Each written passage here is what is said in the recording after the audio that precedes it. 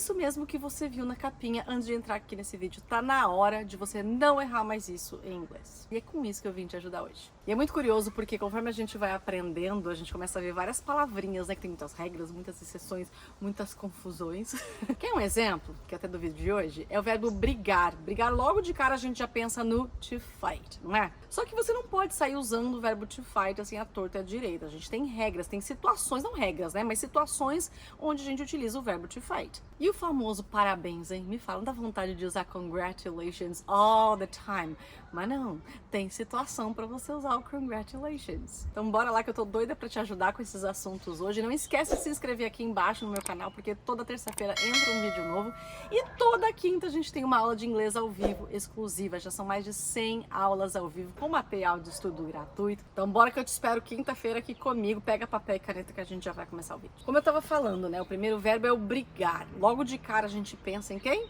No fight. Por que a gente pensa no fight? Por que a gente pensa no fight? Eu não sei, mas é mais comum, né? O verbo, acho que talvez o primeiro verbo brigar que a gente aprende em inglês. E até porque a gente lembra muito do UFC, não é? O que significa UFC? Você já parou pra pensar nisso? UFC é uma sigla, significa Ultimate, olha a pronúncia, hein? Ultimate Fighting Championship. E adivinha o que eles fazem lá no UFC? Não, ninguém conversa lá não, muito pelo contrário, né? Ó, é porrada, é briga de porrada. E só cuidado com a pronúncia, tá? A gente não fala fight. Eu sei que conforme a gente tá aprendendo inglês, a gente adora colocar esse izinho no final, né? O Facebook, YouTube e fight. Não, a gente vai falar fight. Fight.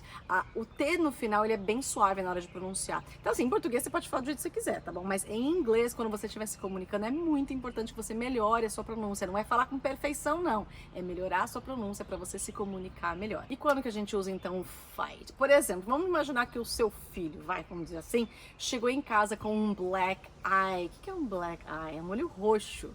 Isso quer dizer que ele had a fight, ele teve uma briga. Mas aí você me pergunta, né, Erika, fight é só quando você tá brigando de dar porrada em alguém? Tem alguma outra situação que a gente pode usar o fight sem ser com contato físico? Tem. Toda vez que você tiver uma briga feia, quando você fica dias sem conversar com a pessoa, quando você, de repente, nem quer mais falar com a pessoa, nesse caso você usa a palavra, né, o verbo to fight ou então to have a fight. Não teve um contato físico, mas o verbal foi muito pesado. Não foi apenas uma discussão. O negócio, o buraco foi mais baixo. Like, my sister and I had a huge fight and we are not talking to each other. Então, até puxando o gancho, a gente tem outro verbo brigar em inglês, que é o to argue. E, de novo, presta atenção na pronúncia. A gente escreve argue, mas a gente não fala argue, né? A gente fala argue, argue. Esse é brigar no sentido de discutir.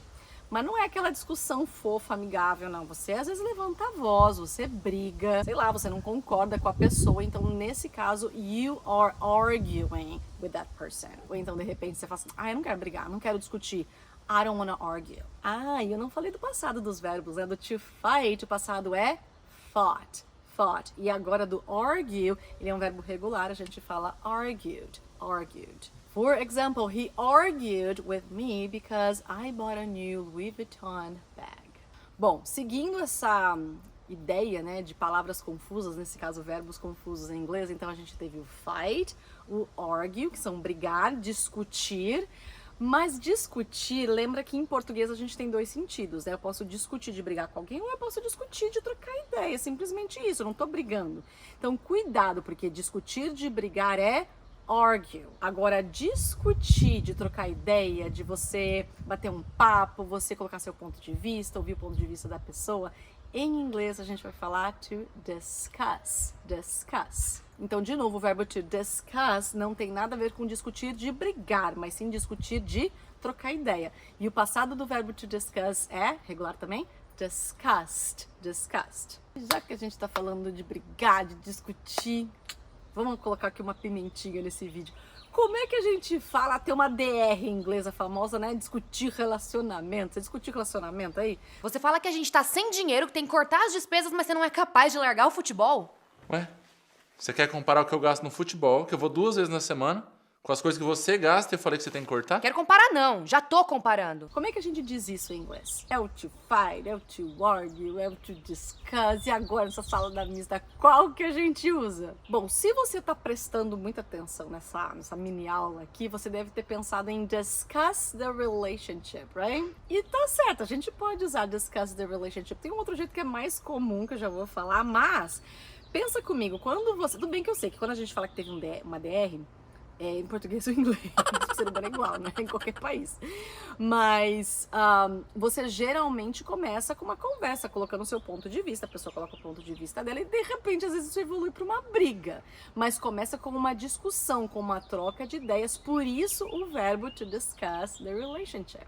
E assim como a gente tem o DR, né, ter uma DR, em inglês a gente tem o DTR, discuss the relationship. Bom, mas como eu disse, tem um outro verbo que é ainda mais comum, né? Que é o to have an argument. Porque sim, mesmo começando com uma troca de ideias, né, a gente sabe que quando você tem uma DR, você geralmente tem uma briga. Você mexeu na ferida, você lavou roupa suja. Você mexeu na vida da pessoa, você disse que coisas que a pessoa não gostou. E isso às vezes acaba escalando. Aí depende de casal para casal, né? Mas quando você tem uma DR, geralmente acaba se levando para uma discussão no sentido de briga, não só de bate-papo. Por isso que é to have an argument. Então, ter uma DR em inglês, você pode tanto dizer to discuss the relationship, quanto to have an argument. E aí o passado do have an argument é had. O passado do have é had. So I had an argument with my husband, I don't know, last weekend. Quero saber, você já sabia como é que falava DR em inglês? Ter uma DR, eu tive uma DR com meu namorado. Você sabia como é que dizia isso? Agora você sabe, hein? Hã? Bom, vamos lá seguir com o vídeo porque eu trouxe mais um grupinho aqui de palavras confusas. E o próximo, vamos sair um pouco do mundo de briga, né? Vamos ao contrário, vamos dar parabéns para as pessoas, vamos cumprimentar, né? Muito mais legal. Essa é uma palavrinha bastante inocente, né? Porque a gente fala assim, ai, parabéns, parabéns é fácil, né? Congratulations. E tá certo, não tá errado, muito ao contrário, é super usado. A gente diz congratulations. O problema é em qual situação? Quando você vai usar congratulations em inglês? Toda vez que... Vamos do início, vai.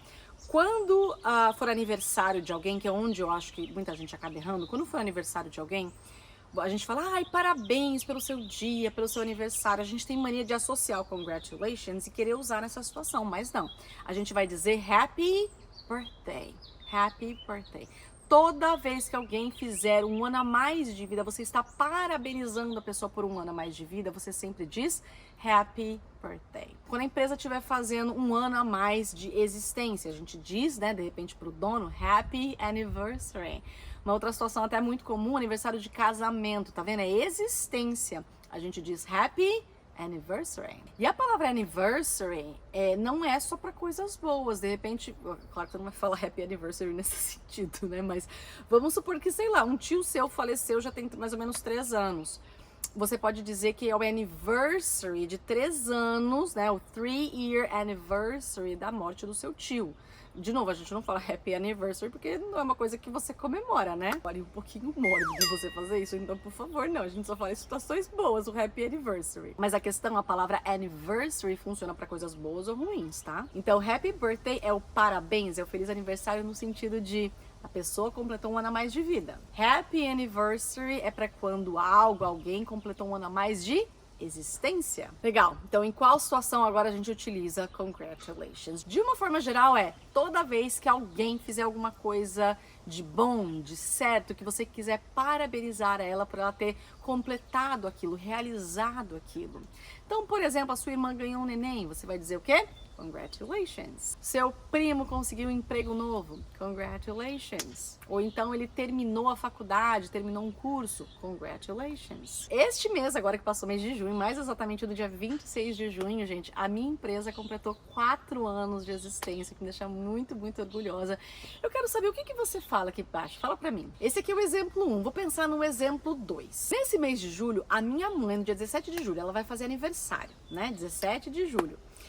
que a gente fala pra minha mãe? Conta aqui no exemplo 2, o que você fala? Então, no exemplo 1, você diz o quê? No exemplo 2, você diz o quê? E se eu falar assim pra vocês, guys, I bought a new house, for example, what do you say? Certo, meus amores? Eu espero muito que vocês tenham gostado desse vídeo. Um vídeo bastante simples, mas recheado de conteúdo útil, que vai realmente te ajudar no dia a dia, justamente nessa evolução do inglês. Eu espero realmente ter contribuído pra isso. O meu muito obrigado. Não esquece que terça-feira que vem entra um vídeo novo aqui no canal, então não esquece de se inscrever, de deixar o seu like, e te espero depois de amanhã, vulgo quinta-feira, na nossa aula de inglês online e gratuita. Então, aqui embaixo inclusive tem o link para você se inscrever, receber material, ser avisado e tudo mais.